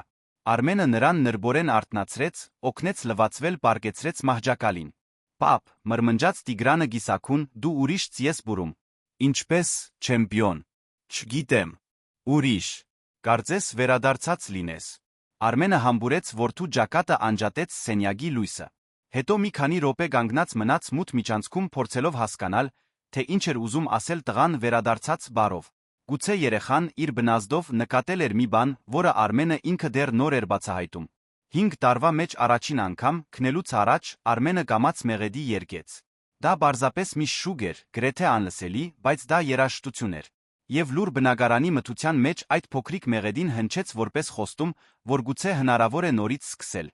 Արմենը հաջորդ առավոտ արթնացավ սովորական առօրյայով, բայց ինչ-որ բան այլ էր։ Դեռ գիշերվա ժամը 3-ն էր, երբ զարթուցիչը հնչեց, դեռ նույն դատարկ փողոցներն էին, որոնցով նա պիտի քայլեր դեպի աշխատանք, բայց օդում կար մի էներգիա, որը նա չէր կարողանում նույնականացնել։ Գուցե դա պարզապես նախորդ գիշերվա արձագանքն էր, այնքան ժամանակ անց նորից երգելու հիշողությունը։ Նա պատրաստվեց աշխատանքի, ինչպես միշտ, ստուգեց, որ Տիգրանը խորը քնած է, դուրս եկավ մշակութային կենտրոնի հերթական հերթափոխին։ Ճանապարհին նա չնկատեց մի քանի մարդկանց հետաքրքրասեր հայացքները, ովքեր արդեն արթուն էին այդ ժամին։ Մի ավտոբուսի վարորդ, որը կանգնել էր լուսագիրի տակ, նրան առանձնահատուկ ուշադրությամբ էր նայում, բայց Արմենը դա վերագրեց ելույթից հետո առաջացած պարանոյային։ Մշակութային կենտրոնում Պետրոսը սպասում էր նրան դեմքին տարօրինակ արտահայտությամբ։ Արմեն, պիտի մի բան տեսնես, ասաց վերահսկիչը ձեռքում պահելով հեռախոսը։ Ինչ է պատահել, հարցրեց Արմենը դեռ գիսակուն։ Պետրոսը շրջեց հեռախոսի էկրանը նրա ուղղությամբ։ Դա մի տեսանյութ էր ետշապերճում հավաքարարը հուզում է հանդիսատեսին Գայանե Ավետիսյանի բարեգործական միջոցառմանը վերնագրով։ Դիտումների քանակը ցույց էր տալիս 120.000 արագորեն բարձրանում էր ամեն անգամ, երբ Պետրոսը թարմացնում էր էջը։ Արմենը զգաց, թե ինչպես է ստամոքսը սեղմվում։ Սա որտեղից է հայտնվել։ Ինչ որ մեկը ձայնագրել է 3 գիշեր տեղադրել։ Արմեն, ախպերս, դու վիրուսային ես դարձել։ Նայիր մեկնաբանությունները։ Պետրոսը թերթեց էջը ցույց տալով հարյուրավոր մեկնաբանություններ հայերենով, անգլերենով, ռուսերենով։ Ինչպիսի։ Անհավանական ձայն, լաց եղա դիտելիս, այս մարդը արժանի է ձայնագրման պայմանագրի։ Գայանեն մի առանձին շու արեց միայն այս տաղանդը բացահայտելով։ Բայց կային նա այլ տեսակի մեկնաբանություններ, շատ կասկածելի է։ Արդյոք սա բեմադրված չէ, չափազանց մեծ զուգադիպություն է։ Արմենը ձանր նստեց աշխատագիծների սենյակի աթոռին։ Այն բացահայտումը, որից նա վախեցել էր ողջ կյանքում, տեղի էր ունենում հազարապատիկ ուժգնությամբ։ Դա պարզապես 500 հոգանոց լսարան չէր, տասնյակ հազարավոր անձանոթներ էին դիտում, մեկնաբանում, դատում։ Պետրոս, ինչ պիտի անեմ։ Չգիտեմ, ախպերս։ Երբեք նման բան չեմ տեսել։ Դու հիմա հայտնի ես։ Իր հերթափոխի ընթացքում Արմենը փորձեց պահպանել սովորական առօրյան, բայց չկարողացավ չնկատել այն աշխատագիտների հայացքները, ովքեր գալիս էին առավոտյան աշխատանքի։ Ոմանք ողջունում էին նրան սովորականից ավելի մեծ ոգորությամբ, ուրիշները շշնջում էին, երբ նա անցնում էր կողքներով։ Առավոտյան ժամը 7-ի կողմերը 3 լրագրողներ հայտնվեցին ընդունարանում հարցնելով Արմենին երգող հավաքարարին։ Արմենը դուրս եկավ շենքի հետնամուտքից խուսափելով գլխավոր մուտքից։ Տուն գնալու ճանապարհին նրա հեռախոսը մի պարզ սարք, որը նա օգտագործում էր միայն արտակարգ դեպքերում, մի քանի անգամ զանգեց անհայտ համարներից։ Նա անջատեց սարքը դրեց գրպանը։ Երբ տուն հասավ, Տիգրանը արդեն արթուն էր, նստած խոհանոցի սեղանի մոտ աչքերը հարած պլանշետին, որը նվեր էր ստացել նախորդ ամանորին։ Պապ, գոռաց տղան, հենց Արմենը ներս մտավ։ Դու ինտերնետում ես։ Արմենի սիրտը կանգ առավ։ Ինչպես թե։ Ընկեր Անուշը ինձ ցույց տվեց։ Դպրոցում բոլորն արդեն տեսել են։ Դու բեմի վրա երգում ես։ Պապ, դու իսկապես շատ լավ ես երգում։ Տիգրանը շրջեց պլանշետը ցույց տալու նույն տեսանյութը, որը Պետրոսը ցույց էր տվել ժամեր առաջ։ Միայն թե հիմա դիտումների քանակը 340.000 էր։ Որդիս, սա բարդ է, ասաց Արմենը նստելով Տիգրանի գողքին։ Մարդիկ դիտում են առանց ողջ պատմությունը իմանալու։ Բայց ինչու է բարդ։ Դու գեղեցիկ երգեցիր։ Մայրիկը կհպարտանար։ Տիգրանի ձայնի մեջ եղած անմեղությունը ձագեց Արմենի սիրտը։ Ինչպես բացատրել 8-ամյա երեխային հանրային բացահայտման վտանգները։ Ինչպես պատմել, որ տարբերություն կա տաղանդի տեսարանի միջ, արվեստի զվարճանքի միջ։ Այդ առավոտ Արմենը չկարողացավ քնել։ Նա արթուն մնաց մտածելով, թե ինչ կնշանակի այդ արձագանքը իր կյանքի համար, որը խնամքով կառուցված էր անկատելիության շուրջ։ Մտածեց Տիգրանի մասին, ով ստիպված կլիներ դպրոցում առնչվել անցանկալի ուշադրության հետ։ Մտածեց, թե ինչպես կվերադառնա աշխատանքի, ինչպես կկատարի իր հերթափոխը, երբ լրագրողները փնտրում են իրեն։ Մինչդեռ քաղաքի մյուս ծայրում Գայանե Ավետիսյանը հանդիպման մեջ էր իր մարքեթինգի թիմի իրավաբանական խորհրդատուների հետ։ Նրա գրասենյակը զբաղեցնում էր մայրաքաղաքի ամենաթանկարժեք բիզնես կենտրոնի ողջ հարկը համայնապատկերային տեսարանով կահավորանքով, որն արժեր ավելին, քան մարդկանց մեծ մասը վաստակում էր տասնամյակների ընթացքում։ Տեսանյութը շատ արագ է տարածվում, ասում էր Վարդան Մելիքյանը, նրա գլխավոր փաստաբանը։ Եվ մեկնաբանությունները բաժանվում են երկու խմբի՝ նրանք, ովքեր գովում են Արմենին, նրանք, ովքեր հարցնում են արդյոք սա բեմադրված չէր։ Ինչ իմաստով բեմադրված, հարցրեց Գայանեն, թե գիտեր հստակ, թե ինչ նկատի ուներ Վարդանը։ Ոմանք ակնարկում են, որ դուք գիտեիք նրա տաղանդի մասին, ամեն ինչ կազմակերպել էիք աղմուկ բարձրացնելու համար։ Ուրիշներն ասում են, որ սա ձեր կողմից պատեհապաշտություն էր, որ դուք օգտագործել եք աշխատակցին ձեզ գովազդելու համար։ Գայանեն վեր կացավ սեղանի մոտից, քայլեց դեպի պատուհանը։ Նա տեսնում էր քաղաքը, որը անverջ տարածվում էր իր ոտքերի տակ միլիոնավոր մարդիկ, ովքեր ապրում էին իրենց անանուն կյանքով, մինչ ինքը այնտեղ էր վերում, քննարկվելով հազարավոր անծանոթների կողմից համացանցում։ Եվ ո՞րն է խնդիրը, հարցրեց նա առանց շրջվելու։ Խնդիրն այն է, որ սա կարող է ազդել ձեր իմիջի վրա այնպիսի ձերով, որոնք մենք չենք վերահսկում, ասաց Անի Կարապետյանը, նրա մարքեթինգի տնօրենը։ Եթե տարածվի այն տեսակետը, որ դուք օգտագործել եք աշխատակցին, դա կարող է աղետալի լինել ձեր անձնական բրենդի համար։ Իսկ եթե տեսակետն այն լինի, որ ես բացահայտել եմ արտասովոր մի տաղանդ, այդ դեպքում դուք կդառնաք այն գինը, ով աչք ունի տաղանդներ բացահայտելու համար։ Դա կարող է դրական լինել։ Գայանեն շրջվեց դեպի թիմը։ Ուրեմն եկեք վերահսկենք տեսակետը։ Վարդանը առաջ թեքվեց աթոռի վրա։ Ինչպես։ Եկեք մի քանի նյութեր տեղադրենք, որոնք կասկածի տակ կդնեն պատմության իսկությունը։ Ոչ շատ ուղղակի, բայց բավարար կասկած սերմանելու համար։ Եթե մարդիկ սկսեն կասկածել, որ սա բեմադրված էր, Արմենը կդառնա մեղավորը, իսկ ես մանիպուլյացիայի փորձի զոհը։ Անին մի քանի նշումներ արեց։ Կարող եմ խոսել մի քանի ծանոթ լրագրողների հետ, առաջարկել, որ հետաքննեն Արմենի պատմությունը, ստուգեն արդյոք նա իսկապես պարզ հավաքարար է։ Կատարյալ է, ասաց Գայանեն։ Եվ հետենք, թե ինչպես կզարգանա սա։ Եթե իրավիճակը շատ վատանա որե կողմի համար, կփոխենք ռազմավարությունը։ Հաջորդող օրերին Արմենի կյանքը վերածվեց վերահսկվող մղձավանջի։ Տեսանյութը հատեց 1 միլիոն դիտման սահմանը։ Լրագրողները պարբերաբար հայտնվում էին նրա շենքի մուտքի մոտ, Տիգրանի դպրոցում, մշակութային կենտրոնում։ Նա մի քանի օր արձակուրդ էր խնդրել աշխատանքից, բայց գիտեր, որ չի կարող հավերժ թաքնվել։ Տիգրանը, որն սկզբում ոգորված էր հոր հայտնիությամբ, սկսեց անհանգստության նշաններ ցույց տալ։ Դպրոցում համադասարանցիները մոտենում էին նրան հոր մասին հարցերով, ոմանք անգեղծ հետաքրքրասիրությամբ, ուրիշները այնպիսի չարությամբ, որը երեխաները չափազանց արագ են սովորում։ Պապ, ասաց Տիգրանը մի կեսօր դպրոցից սովորականից ավելի լուր վերադառնալով, Արամն ասաց, որ դու ստել ես։ Ինչի մասին ես ստել, որդիս։ Նա ասաց, որ բոլորը գիտեն, որ դու իրականում հավաքարար չես, որ դու հայտնի երգիչ ես, որը ձանում է հավաքարար հեռուստացույցով երալու համար։ Արմենը զգաց, թե ինչպես է բարկությունը բարձրանում կրծքում։ Իսկ դու ինչ պատասխանեցիր։ Ես ասացի, որ դու իմ հայրն ես, որ գիշերները մաքրում ես մշակութային կենտրոնը արդեն 5 տարի։ Բայց հետո Մանեն ասաց, որ ինտերնետում տեսել է, որ գուցե դու ամեն ինչի մասին ստում ես։ Հենց այդ պահին Արմենը հասկացավ, թե ինչպես է իրավիճակը դուրս գալիս վերահսկողությունից։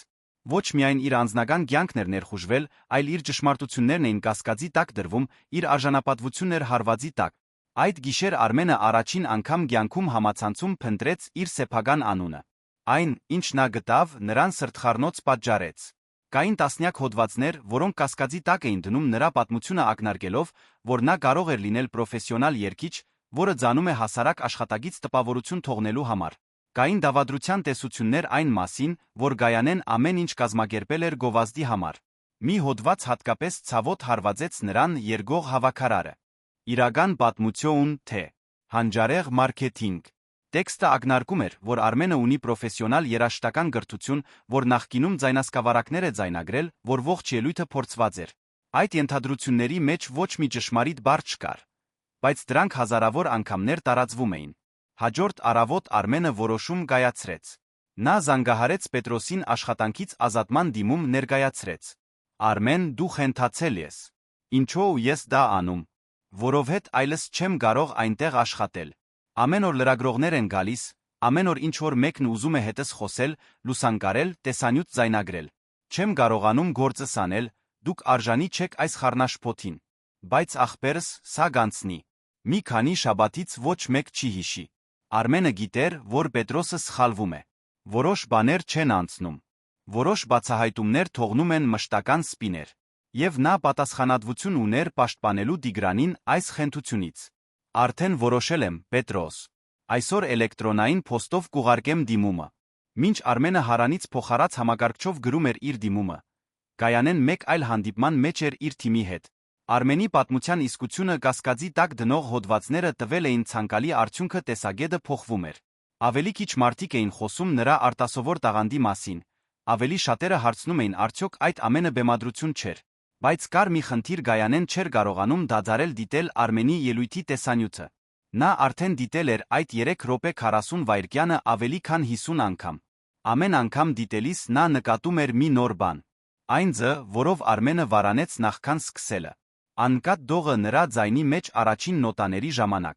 Այն հստակ պահը, երբ նա դադարեց երգել հանդիսատեսի համար, սկսեց երգել ինքն իր համար։ Այդ կատարման մեջ կար ինչ-որ բան, որը հնարավոր չէր կեղծել, հնարավոր չէր փորձել, հնարավոր չէր արտադրել հանրային սպառման համար։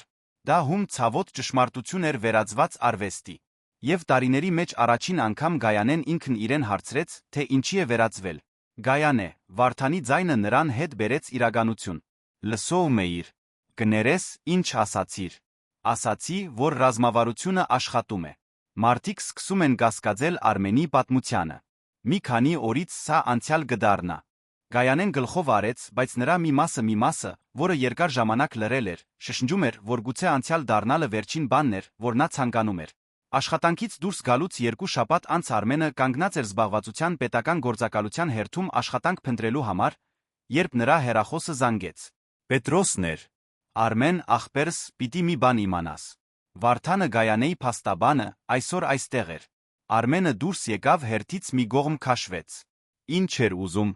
Հարցեր էր տալիս քո մասին։ Թե ինչքան ժամանակ ես այստեղ աշխատել, արդյոք նախկինում երգել ես աշխատավայրում, արդյոք ինչ-որ մեկը գիտեր քո տաղանդի մասին։ Իսկ դու ինչ ասացիր։ Ճշմարտությունը։ Որ դու 5 տարի այստեղ ես աշխատել, միշտ զուսպ ես եղել, ոչ մեկ չի իմացել, որ երգում ես։ Բայց Արմեն, այդ մարդը ինչ-որ բան էր փնտրում։ Տեսք ուներ մեկի, ով դատական գործ է նախապատրաստում։ Արմենը զգաց, թե ինչպես է հողը փախչում ոտքերի տակից։ Դատական գործ։ Ինչո՞։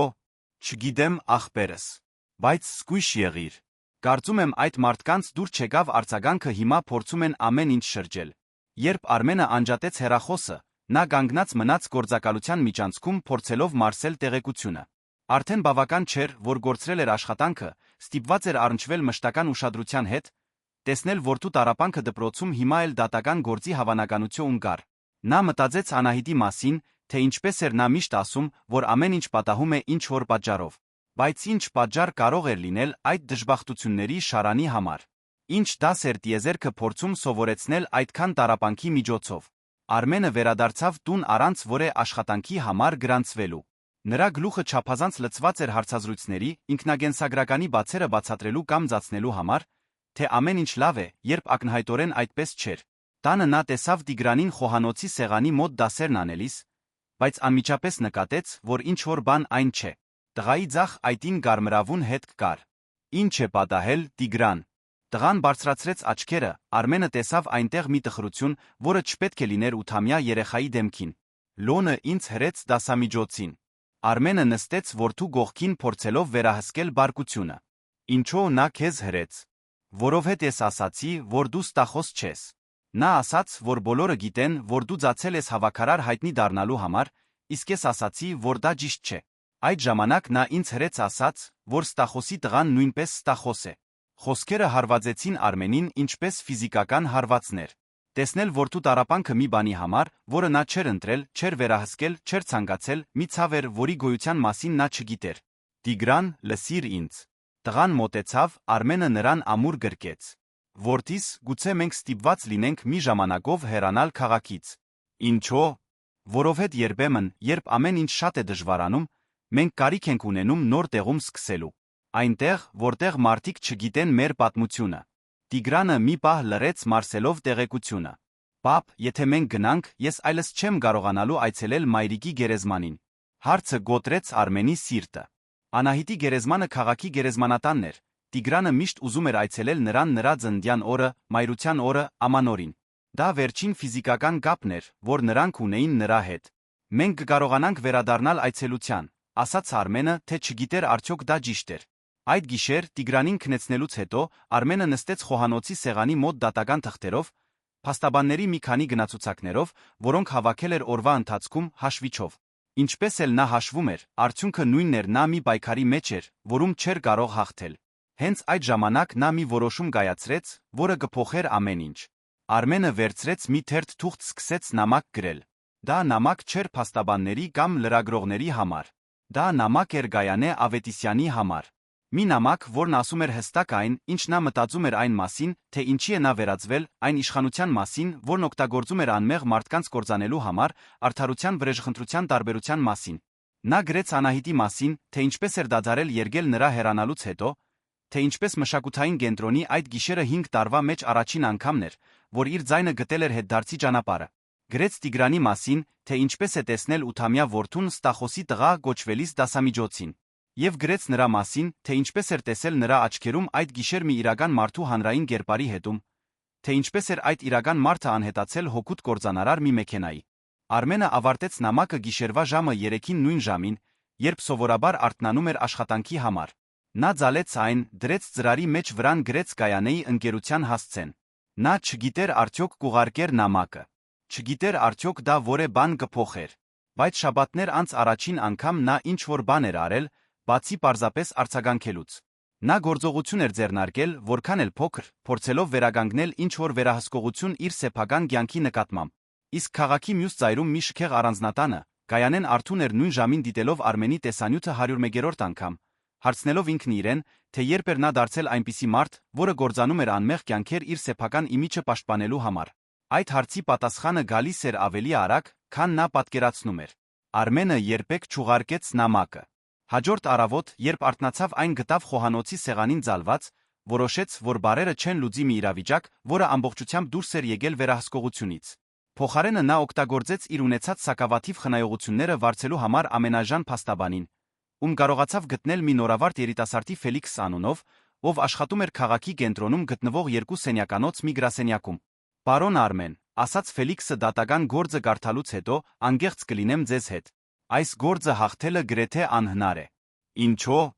Որովհետև Գայանե Ավետիսյանը ունի անսահմանափակ ռեսուրսներ սա դատարաններում ձգձգելու համար։ Նույնիսկ եթե մենք ապացուցենք, որ դուք ճիշտ եք, իսկ ես հավատում եմ, որ այդպես է, նա կարող է բողոքարկել, բարդացնել, մինչ դուք հանձնվեք կամ մնաք առանց գումարի։ Արմենը հենվեց գրասենյակի անհարմար աթոռին։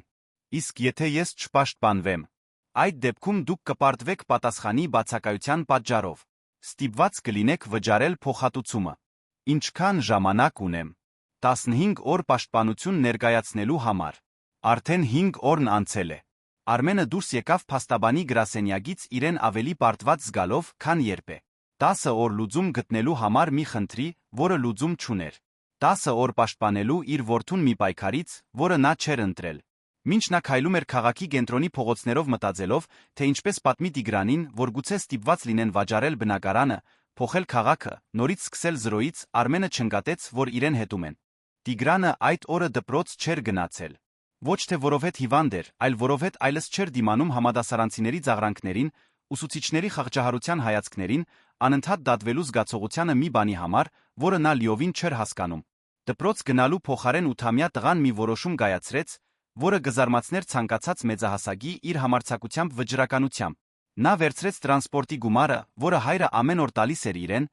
միացրեց իր խնայած մի քանի մետաղադրամները, ավտոբուս նստեց դեպի քաղաքի կենտրոն։ Տիգրանը անգիր էր արել Գայանե Ավետիսյանի ընկերության հասցեն։ Նա տեսել էր այն նյութերից մեկում, որոնք հայրը կարդում էր համացանցում, փորձելով հասկանալ, թե ինչպես էր իր կյանքը վերածվել մղձավանջի։ Տղան չուներ մշակված պլան, միայն երեխայական համոզմունք, որ եթե կարողանա խոսել այդ կնոջ հետ, կկարողանա ստիպել նրան հասկանալ, որ նրանք ցավ են պատճառում անմեղ մարդկանց։ Գայանեի ընկերության շենքը հոյագերտ էր ամբողջությամբ հայելապատ ապագիներից, շքեղ ընդունարանով, որը վախեցրեց Տիգրանին հենց ներս մտնելիս։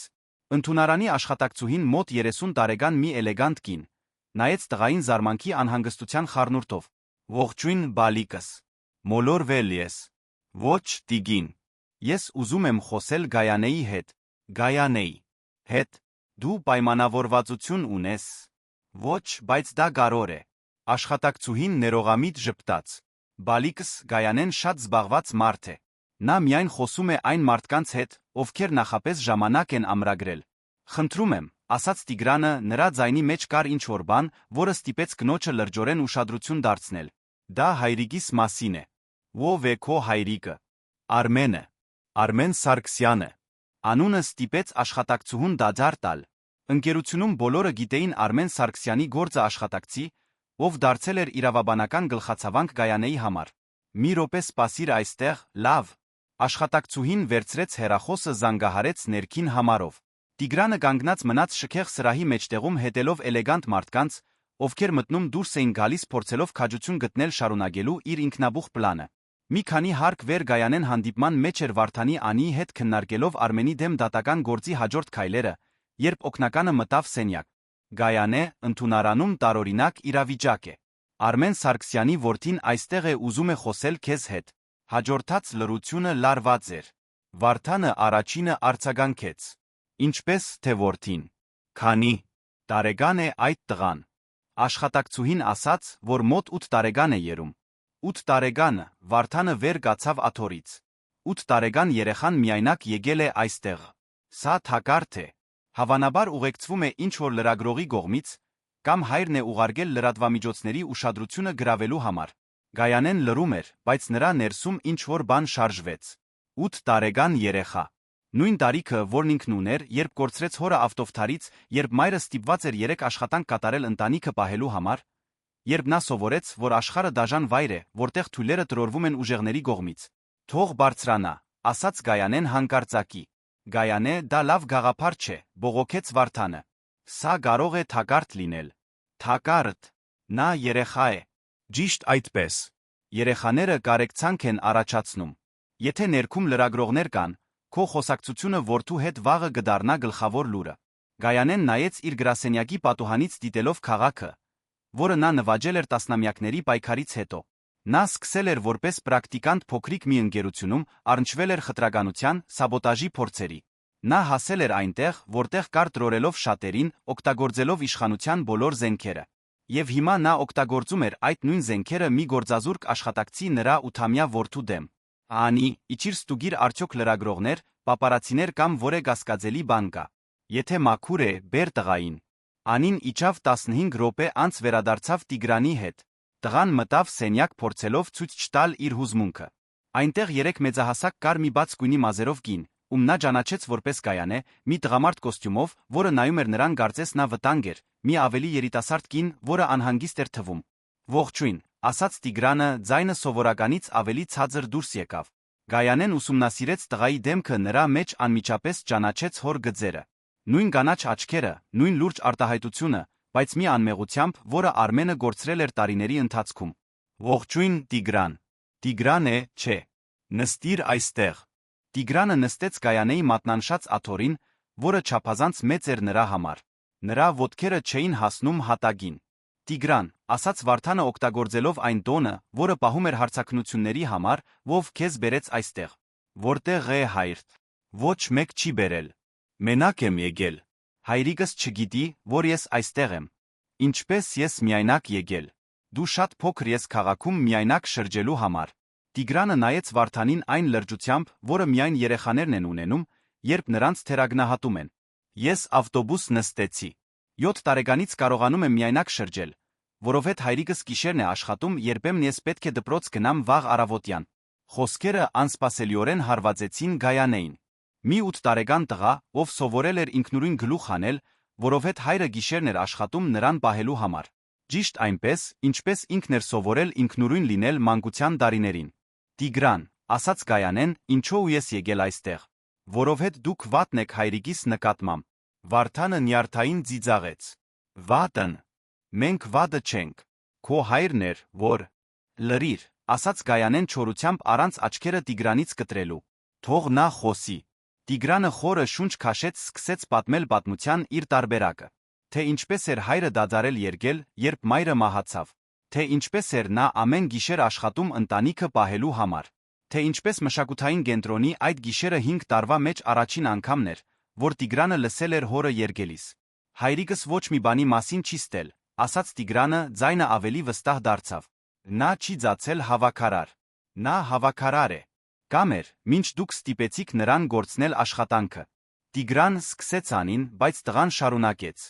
Եվ հիմա դպրոցում բոլորն ասում են, որ հայրիկս ստախոս է, որ նա ամեն ինչ ծածրել է հայտնի դառնալու համար։ Բայց հայրիկս նույնիսկ չի ուզում հայտնի լինել։ Նա միայն ուզում է աշխատել ինձ խնամել։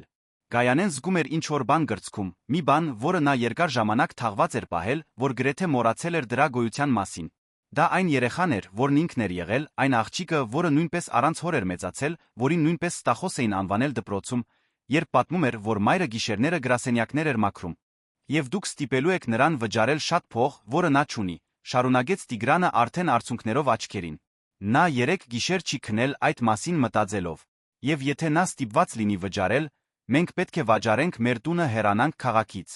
Տիգրան, ասաց Վարդանը փորձելով վերականգնել վերահսկողությունը, դու շատ փոքր ես այդ բաները հասկանալու համար։ Երբեմն մեծահասակները։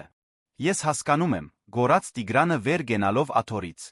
Ես հասկանում եմ, որ դուք շատ փող ունեք, իսկ հայրիկս ոչ մի բան չունի։ Ես հասկանում եմ, որ դուք կարող եք ստիպել նրան գործնել աշխատանքը տունը։ Ես հասկանում եմ, որ դուք հզոր եք, իսկ մենք ոչ։ Տիգրանի գոռոցը արձագանքեց սենյակում բոլորին լրացնելով։ Տղան կանգնած էր բռունցքները սեղմած, արցունքները հոսում էին դեմքով, բայց մի արժանապատվությամբ, որը տպավորեց նույնիսկ Վարդանին։ Բայց ես նա հասկանում եմ մի բան, որը դուք չեք հասկանում, ասաց Տիգրանը հիմա ավելի ցածր խոսելով։ Հայրիկս աշխարհի ամենալավ մարդն է։ Նա ամեն օր ինձ համար սուրճ է պատրաստում, կապում է գոշիկներս, օգնում է դասերիս, գիշերն աշխատում է, որ ես առավոտյան սովորեմ։ Եվ նա երգեց այդ գիշեր, որովհետև դուք հրամայեցիք, ոչ թե որովհետև ուզում էր ելալ։ Տիգրանը շրջվեց դեպի Գայանեն նայելով ուղիղ նրա աչքերին։ Դուք չեք ճանաչում հայրիկիս։ Եթե ճանաչեիք, կիմանայիք, որ նա երբեք չէր ստի։ Կիմանայիք, որ նա ավելի ազնիվ է, քան ցանկացած մարդ, ում ես երբեք ճանաչել եմ։ Եվ կիմանայիք, որ նա երգում էր մայրիկիս համար այդ գիշեր, ոչ թե ձեր համար։ Վերջին խոսքերը շուգով դուրս եկան, բայց ավելի մեծ ծանրություն ունեին, քան ցանկացած իրավաբանական փաստարկ, որ Վարդանը կարող էր ներկայացնել։ Գայանեն երկար ժամանակ նայում էր Տիգրանին։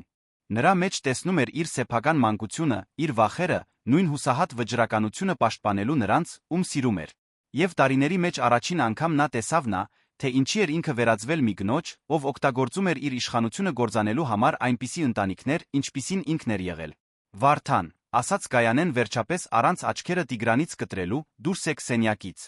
Գայանե, չեմ կարծում, որ…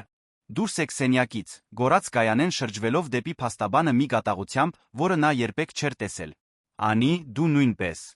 Վարդանը Անին շտապով դուրս եկան Գայանեին մենակ թողնելով Տիգրանի հետ։ Տղան նորից նստել էր ուժասպար հոր պաշտպանության իր էմոցիոնալ ջանքից։ Գայանեն վեր կացավ աթոռից ծնկի իջավ Տիգրանի առջ հավասարվելով նրա աչքերի մակարդակին։ Տիգրան, կներես, ասաց նա, հիմա նրա իսկ աչքերում արցունքներ կային։ Կներես այն ամենի համար, ինչ մենք արեցինք հայրիկիդ հետ։ Կներես, որ ստիպեցի քեզ գալ այստեղ նրան պաշտպանելու համար։ 8 տարեկան երեխան չպետք է ստիպված լինի դա անել։ Տիգրանը նայեց նրան զարմանքի հույսի խառնուրդով։ Դուք այլս վատը չեք լինի հայրիկիս նկատմամբ։ Ավելին կանեմ, ասաց Գայանեն։ Ամեն ինչ կուղեմ։ Խոստանում եմ։ Տիգրանը մի պահ ուսումնասիրեց նրան այն ունակությամբ, որ երեխաներն ունեն անկեղծությունը ճանաչելու համար։ Իսկապես խոստանում եք։ Խոստանում եմ։ Հենց այդ ժամանակ Տիգրանը արեց մի բան, որը ամբողջությամբ կոտրեց Գայանեի պաշտպանական պատնեշները։ Նա առաջ թեքվեց գրկեց նրան։ Մի բարձ, անմեղ գրկախառնություն լի երախտագիտությամբ, որը միայն երեխան կարող է տալ, երբ լուծում է տեսնում իր սիրելի մարդու տառապանքի համար։ Գայանեն պատասխանեց գրկախառնությանը այդ պահին մի որոշում կայացրեց, որը կփոխեր ամեն ինչ։ Ոչ միայն կչեղարկեր Արմենի դեմ դատական գործը, այլ ավելին կաներ։ Նա մի ճանապարհ կգտներ հատուցելու իր պատճառած ողջ վնասը։ Փոխելու նրանց կյանքը այնպես, որ հարգեր այդ տղայի քաջությունը նրա հոր արժանապատվությունը։ Երբ նրանք բաժանվեցին, Գայանեն տեսավ Տիգրանի դեմքին նույն ամաչկոտ ժպիտը, որը տեսել էր Արմենի դեմքին այդ գիշեր բեմի վրա։ Եվ նա հասկացավ, որ որոշ բաներ ազնվությունը, սերը, քաջությունը հնարավոր չէր գնել, վաճառել կամ գործանել աշխարհի ողջ իշխանությամբ։ Տիգրան, ասաց Գայանեն, ուզում ես քեզ տուն տանեմ։ Հայրիկդ հավանաբար անհանգստանում է։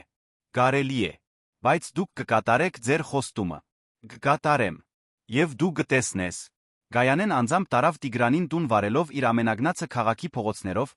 մինչ տղան պատուհանից հետում էր ամեն ինչին այն երեխայի հետաքրքրասիրությամբ, ով հենց նոր ապրել էր իր կյանքի ամենամեծ արկածը։ Ճանապարհին Տիգրանը պատմեց նրան մոր մասին, թե ինչպես էր հայրը երգում նրա համար հիվանդանոցում, թե ինչպես էր նա լիովին դադարել նրա հեռանալուց հետո։ Հայրիկս գիթառը պահել է պահարանում, ասաց Տիգրանը։ Ես գիտեմ որտեղ է, բայց նա այլս ձեռք չի տալիս։ Իսկ դու նույնպես երգում ես։ Մի քիչ։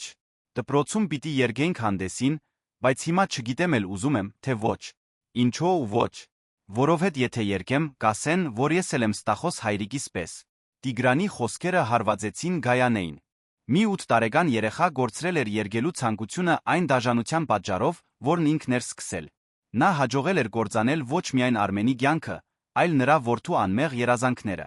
Երբ հասան այն շենքին, որտեղ Արմեն էր բնակվում, Գայանեն տեսավ մի տղամարդու, որը հուսահատ վազում էր մայթով ակնհայտորեն ինչ-որ մեկին փնտրելով։ Արմենն էր, ով վերադարձել էր փաստաբանից հայտնաբերել, որ Տիգրանը դպրոց չէր գնացել։ Պապ, գոռաց Տիգրանը իջնելով մեքենայից վազելով դեպի Արմենը։ Արմենը նրան գրկեց հանգստացած, բայց երբ տեսավ Գայանեին մեքենայից իջնելիս, նրա արտահայտությունը փոխվեց։ Դա շփոթմունքի, վախի զսպված բարկության խառնուրդ էր։ Ինչ էր որդիս անում ձեզ հետ, տիկին։ Գայանեն դանդաղ մոտեցավ ձեռքերը բարձրացրած ի նշան խաղաղության։ Արմեն, կարող եմ բացատրել։ Տիգրանը այսօր եկել էր իմ գրասենյակ։ Ինչպես թե եկել էր ձեր գրասենյակ։ Նա գնացել էր այնտեղ ինձ փնտրելու։ Միայնակ, քեզ պաշտպանելու համար։ Արմենը նայեց որդուն չհավատալով։ Տիգրան, դա ճիշտ է։ Տիգրանը գլխով արեց դեռ հոր գրկում։ Պապ, ես նրան ասացի, որ դու ստախոս չես։ Եվ նա հավատաց ինձ։ Արմենը Տիգրանին ցած դրեց նայեց Գայանեին մի արտահայտությամբ, որը վերջինս չէր կարողանում վերցանել։ Այնտեղ բարկություն կար, բայց նա հետաքրքրություն։ Կարող ենք խոսել, հարցրեց Գայանեն։ Երեքով։ Կան բաներ, որ պետք է ասեմ։ Արմենը վարանեց, բայց Տիգրանը քաշեց նրա ձեռքը։ Պապ, նա խոստացավ, որ ամեն ինչ կուղի։ Նրանք բարձրացան բնակարան։ Գայանեն դիտեց պարզ, բայց խնամված միջավայրը, Անահիտի լուսանկարները գրապահարանին, Տիգրանի նկարները սառնարանին փակցված։ Դա իրական տուն էր կառուցված սիրով խնամքով, շատ տարբեր իր շքեղ, բայց սառը առանձնատնից։ Արմեն, սկսեց Գայանեն, երբ նստեցին փոքրիկ հյուրասենյակում, ես եկել եմ այստեղ ներողություն խնդրելու սխալներս ուղղելու համար։ Ներողություն կոնկրետ ինչի։ Համար։ Ամեն ինչի։ Այդ գիշեր քեզ բեմ կանչելու համար, կարծես դու զվարճանք լինեիր։ Քո հեղինակությունը գործանելու արշավը կազմակերպելու համար։ Քո դեմ այդ անհեթեթ դատական գործը հարուցելու համար։ Արմենը մի պահ լռեց։ Դու էիր տարածել այդ ստերը ինտերնետում։ Իմ թիմն էր իմ հրամանով։ Ես վախենում էի, որ տեսանյութը ինձ կներկայացնի որպես շահագործողի, ուստի որոշեցի, որ ավելի լավ է դու գեղձ երաս։ Իսկ դատական գործը, դա էլ էր իմ գաղափարը։ Ավելի ճիշտ փաստաբանիս, բայց ես հաստատեցի։ Նպատակը քեզ վրա ճնշում գործադրելն էր, մինչ դու հրաժարվեիր այդ գիշերվա հետ կապված ցանկացած իրավունքից։ Արմենը վեր կացավ քայլեց դեպի պատուհանը։ Նա տեսնում էր շենքի բակում խաղացող մի քանի երեխաների, որոնք ապրում էին այն նորմալ կյանքով, որն ինքը Տիգրանը գործրել էին վերջին շաբաթներին։ Ինչո՞ւ ես ինձ սա պատմում։ Որովհետև քո որդին ստիպեց ինձ հասկանալ, թե ես ինչի եմ վերածվել։ Նա եկավ իմ գրասենյակ, Արմեն։ Մի 8 տարեկան տղա միայնակ ավտոբուս նստեց հորը պաշտպանելու համար։ Եվ երբ նայեցի նրան, տեսա այն, ինչ ես էի նախքան դառնալը այն մարդը, ով գործանում է կյանքեր իր սեփական իմիջը պաշտպանելու համար։ Տիգրանը, որը նստած էր բազմոցին հետում էր խոսակցությանը, վեր կացավ կանգնեց հոր գողքին։ Պապ, նա լաց եղավ, երբ ինձ գրկեց։ Արմենը նայեց Գայանեին փորձելով հասկանալ արդյոք այդ խոսակցությունը իրական էր, թե մի բարդ մանիպուլյացիա։ Ինչ ես ուզում ինձնից։ Ուզում եմ սա ուղղել։ Ամեն ինչ։ Այսօր ետ կչեղարկեմ դատական գործը։ Հանրային հայտարարություն կանեմ ստանձնելով ողջ պատասխանատվությունը պատահածի համար։ Եվ հիմնադրամ կստեղծեմ։ Ինչպիսի հիմնադրամ։ Կարիքավոր երեխաների երաժշտական կրթության համար։ Եվ ես կցանկանայի, որ դու լինեիր գեղարվեստական ծրագրերի տնօրենը։ Արմենը ծիծաղեց, բայց դա ուրախ ծիծաղ չէր։ Դու ինձ աշխատանք ես առաջարկում։ Այն բանից հետո, երբ ստիպեցիր ինձ կորցնել իմ աշխատանքը, ես առաջարկում եմ մի հնարավորություն օգտագործելու քո տաղանդը օգնելու համար ուրիշ երեխաների, ինչպիսին Տիգրանն է։ Երեխաների, ովքեր գուցե երբեք հնարավորություն չունենան բացահայտելու, որ կարողանում են երգել։ Իսկ ինչո՞ւ ես պետք է քեզ վստահեմ։ Հարցը կախված մնաց օդում։ Գայանեն գիտեր, որ դրա համար հեշտ պատասխան չուներ։ Նա գոտրել էր Արմենի վստահությունը այնքան ամբողջությամբ, որ բառերը բավարար չէին լինի այն վերականգնելու համար։ Չպետք է վստահես, ասաց նա վերջապես։ Ես արժանի չեմ քո վստահությանը։ Բայց Տիգրանը արժանի է հնարավորության տեսնելու իր հորը նորից երգելիս առանց թաքնվելու։ Եվ կան հարյուրավոր երեխաներ, ովքեր արժանի են հնարավորության գտնելու իրենց սեփական ձայնը։ Տիգրանը քաշեց հոր շապիկից։ Պապ, դու չես ուզում նորից երգել։ Արմենը նայեց որդուն, տեսավ այն հույսը, որն այնքան ժամանակ փորձել էր պաշտպանել։ Տեսավ նա Անահիտին, ով միշտ ասում էր, որ նրա երաժշտությունը նվեր է, որը չպետք է պահել միայն իր համար։ Ես պետք է մտածեմ, ասաց Արմենը վերջապես։ Իհարկե, բայց մինչ դու մտածում ես, թույլ տուր ինձ անել իմ մասը։ Գայանեն վեր կացավ, պայուսակից հանեց մի այցեքարտ հետնամասում ինչ որ բան գրեց։ Սա իմ անձնական հեռախոսահամարն է։ Իսկ սա, նա շրջեց քարտը, Վարդանի փաստաբանիս համարն է։ Մինչ վաղը առավոտ դատական գործը չեղարկված կլինի։ Նա ուղղվեց դեպի դուռը, բայց կանգ առավ դուրս գալուց առաջ։ Արմեն, մշակութային կենտրոնի այդ գիշերը, երբ դու երգեցիր։ Դա ամենաիրական բանն էր, որ երբե տեղի է ունեցել իմ կազմակերպած որե միջոցառման ժամանակ։ Եվ ես գրեթե գործանեցի դա պարզ վախկոտության պատճառով։ Գայանեի հեռանալուց հետո Արմենը Տիգրանը երկար ժամանակ լուռ նստած մնացին հյուրասենյակում։ Պապ, դու հավատո՞ւմ ես նրան։ Չգիտեմ որդիս, բայց կսպասեմ տեսնելու ինչ կանի։ Հաջորդ օրը Գայանեն կատարեց իր խոստման առաջին մասը։ Վարդանը զանգահարեց Արմենին առավոտյան ժամը 9-ին հաստատելով, որ դատական գործը չեղարկված է։ Ժամը 11-ին Գայանեն մամուլի ասուլիս տվեց, որը ուղիղ հեռարձակվեց երկրի բոլոր գլխավոր հեռուստաալիքներով։ Արմենը հետեց տանից Տիգրանի հետ միասին։ Մինչ Գայանեն հրապարակավ ստանձնում էր ողջ պատասխանատվությունը վերջին շաբաթների իրադարձությունների համար։ Ուզում եմ մի բան շատ հստակ ասել, ասում էր Գայանեն տեսախցիկների առջ։ Արմեն Սարգսյանը հենց այն մարդն է, ում մասին միշտ ասել է։ Նվիրված աշխատագից, սիրող հայր արտասովոր տաղանդով մարդ, ով հանգամանքների բերումով ստիպված եղավ կիսվել մեզ հետ։ Ցանկացած ակնարկ այն մասին, որ նա խաբել կամ մանիպուլյացիայի է ենթարկել որե մեկին, ամբողջությամբ կեղծ է տարածվել է իմ սեփական թիմի կողմից իմ հրամանով։ Նա դադար տվեց նայելով ուղիղ գլխավոր տեսախցիկին։ Ես օգտագործել եմ իմ իշխանությունը ռեսուրսները փորձելով կործանել մի անմեղ մարդու հեղինակությունը, որովհետև վախենում էի, թե ինչպես կընկալվի իմ սեփական վարքագիծը։ Դա վախկոտություն էր, դաժանություն աններելի արարք։ Արմեն Սարգսյանը նրա ընտանիքը արժանի են մեր ներողամտությանը, այլ ոչ թե հալածանքին։ Ասուլիսը շարունակվեց 20 րոպե, որի ընթացքում Գայանեն պատասխանեց լրագրողների հարցերին, հայտարարեց իր ընկերության նախագահի պաշտոնից հեռանալու մասին ամբողջությամբ նվիրվելու համար ներդաշնակություն հիմնադրամի ստեղծմանը, որը զբաղվելու էր երեխաների երիտասարդների երաժշտական կրթությամբ։ Հաջորդ շաբաթ Գայանեն նորից հայտնվեց Արմենի բնակարանի դռան մոտ։ Այս անգամ նա թղթեր էր բերել հիմնադրամի կանոնադրությունը, երաժշտական ծրագրերի պլանը, Արմենի համար աշխատանքային պայմանագիրը որպես գեղարվեստական տնօրեն։ Դու ստիպված չես ընդունել, ասաց նա, բայց ուզում էի, որ իմանայիր առաջարկը իրական է։ Արմենը ուշադիր կարդաց փաստաթղթերը։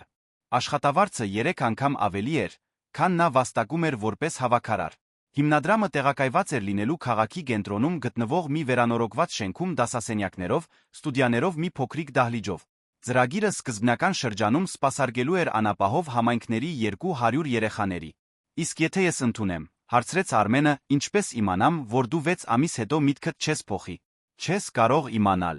Բայց ես հույս ունեմ, որ դու ինձ հնարավորություն կտաս ապացուցելու, որ կարող եմ ավելի լավը լինել, քան եղել եմ։ Տիգրանը, որը լսում էր ամեն ինչ, մոտեցավ հորը։ Պապ, եթե դու ընդունես, ես կկարողանամ իրական երաժշտություն սովորել։ Արմենը նայեց որդուն, տեսավ նրա աչքերի ոգորությունը, մի որոշում կայացրեց, որը կփոխեր նրանց կյանքը հավերժ։ Կընդունեմ, բայց մի պայմանով։ Որն է։ Դու աշխատելու ես ինձ հետ։ Ոչ թե որպես ղեկավար, այլ որպես գործընկեր։ Եթե պիտի սա անենք, ուրեմն պիտի ճիշտ անենք։ 3 ամիս անց ներդաշնակություն հիմնադրամը բացվեց հատուկ համերգով։ Արմենը բարձրացավ փոքրիկ դահլիճի բեմը, այժմ ոչ թե որպես շփոթված աշխատակից, այլ որպես մի նախագծի գեղարվեստական տնօրեն, որն արդեն սպասարկում էր առաջին 50 երեխաներին։ Տիգրանը առաջին շարքում էր Գայանեի կողքին, երկուսն էլ ձափահարում էին, մինչ Արմենը վերցնում էր այն գիթառը, որը 5 տարի պահված էր մնացել պահարանում։ Այս երգը, ասաց Արմենը հանդիսատեսին, նորից սկսելու մասին է։ Այն բացահայտելու մասին է, որ երբեմն մեր կյանքի ամենամեծ շրջադարձերը գալիս են ամենաանսպասելի վայրերից։ Նա սկսեց նվագել, երբ բացեց բերանը երգելու համար, նրա ձայնը այլ էր։ Դա այլս ցավից երգելը դադարեցրած մարդու խռպոտ ձայնը չէր։ Դա մեկի ձայնն էր, ով նոր պատճառ էր գտել երաժշտություն ստեղծելու համար։ Հանդիսատեսի մեջ Գայանեն լսում էր ամեն նոտա, հիշում այն երեխային, որն ինքն էր եղել, այն կնոջը, որին ընտրել էր դառնալ, այն մարդուն, որին սովորում էր լինել։ Նրա կողքին Տիգրանը կամաց մեղեդին էր երգում, հետելով հոր նվագին։ Ելույթից հետո փոքրիկ դահլիճի գուլիսներում Արմենը Գայանեն հանդիպեցին։ Շնորհակալություն, ասաց Արմենը, ինձ նորից երաժշտությամբ զբաղվելու հնարավորություն տալու համար։ Շնորհակալություն ինձ ավելի լավ մարդ դառնալու երկրորդ հնարավորություն տալու համար։ Նրանք սեղմեցին միմյանց ձեռքը ոչ թե որպես տերձարա, ոչ թե որպես զոհալածող, այլ որպես երկու մարդ, ովքեր հայտնաբերել էին, որ հնարավոր է վերակառուցել ավերակների վրա։ Ավելի ուշ այդ գիշեր Արմենը տուն հասավ, տեսավ Տիգրանին խոհանոցի սեղանի մոտ գիթառով պարապելիս մի փոքրիկ գործիքով, որը Գայանեն նվիրել էր նրան հիմնադրամի առաջին դասի օրը։ Ինչպես անցավ դասը այսօր։ Հրաշալի։ Գայանեն ասաց, որ գուցե ես կարողանամ ելույթ ունենալ հիմնադրամի հաջորդ միջոցառմանը։